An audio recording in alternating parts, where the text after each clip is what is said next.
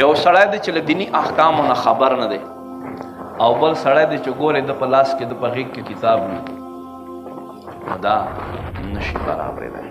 الله فرمایي د دې خلکو نه زندگی برابره ده او نه دنیا نه بعد تګ برابر. یعنی ګناهګاري چې دي دا قبرو ته لاړ شي، دوی خاورې شي، اډوکي پاته شي، اډوکي هم ختم شي.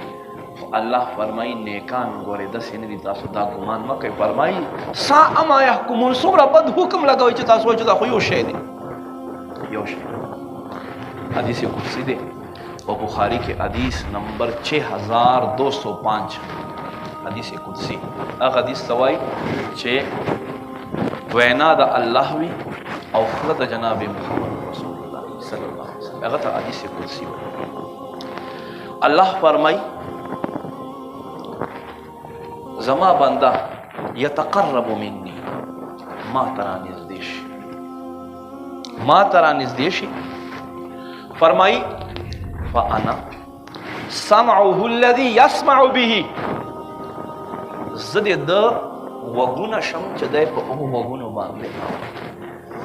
زما بنده ما ترا نزدې شي، زما قرب دته میلاو شي، بیا زه د غوږونه وګرځېږم، یعنی د په غوږونو کې زما طاقت راشي.